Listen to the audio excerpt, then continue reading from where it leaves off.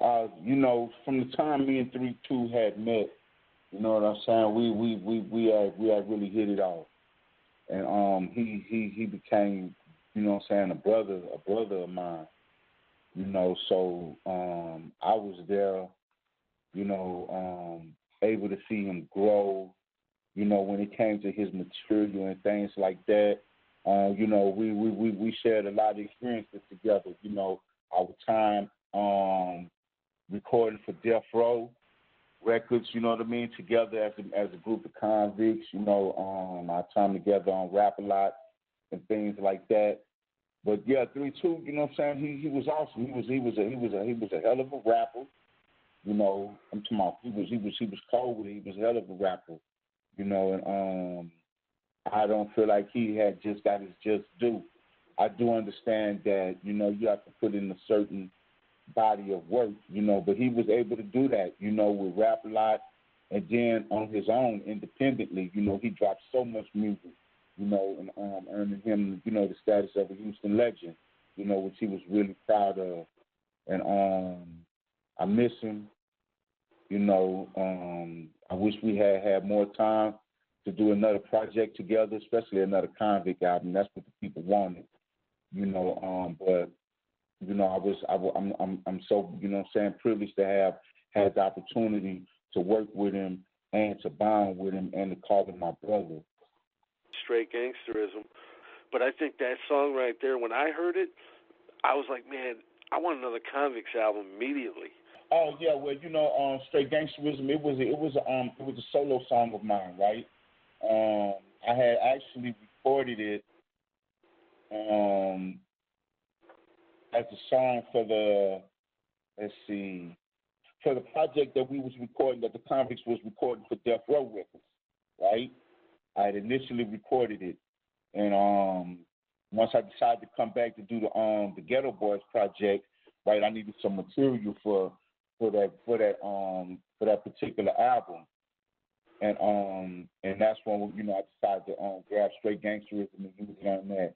I actually invited 3-2 on the track because he's my brother, you know, and it was a big opportunity for me performing with the Ghetto Boys. I knew that it was going to give, you know what I'm saying, give me more exposure, so I wanted to share that exposure with 3-2 as well. So I invited him upon the song, and you know, Scarface was on the radio version of the song, not the album version. He was on the radio version, so it's actually two versions of it. One version with me and 3-2, and one version with me, 3-2, and Scarface. But yeah, that's how the song had came about, man. It was a song that I recorded initially for the Convicts record that we were going to record released on Death Row Records. You know, I came back to do the Ghetto Boys album and used it for that project. Can you tell us about his song Free World? Okay, yeah, the Free World song, it was actually written and performed by a brother named E from a group that was on Rap a Lot. The group was called OG Style. And E had written and recorded the song.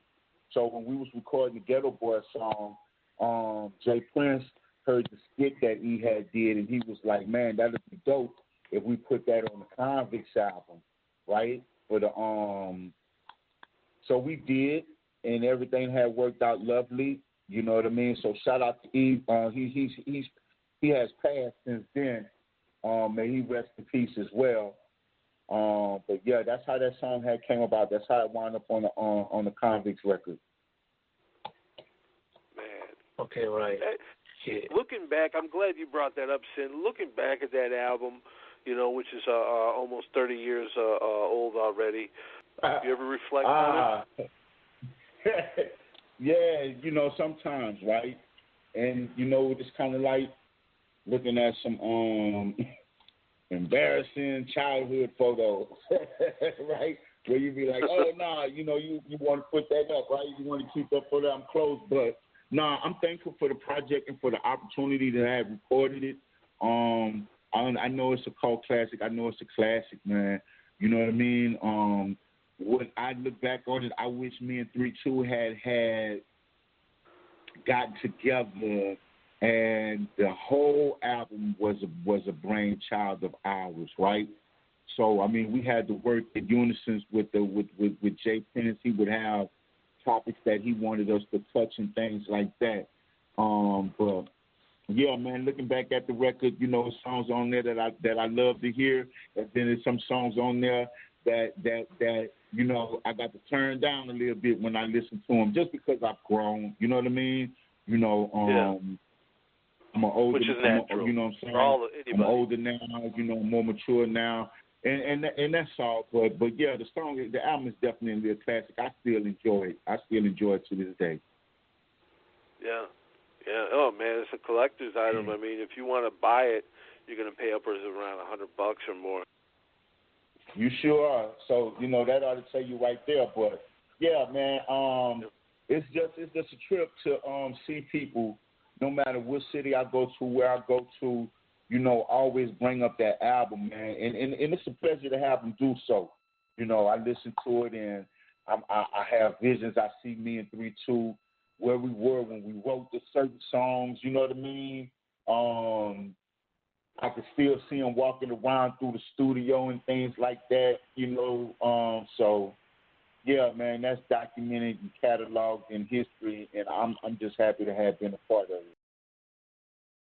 Make sure to subscribe to the channel, hit the bell for notifications, like, comment, share.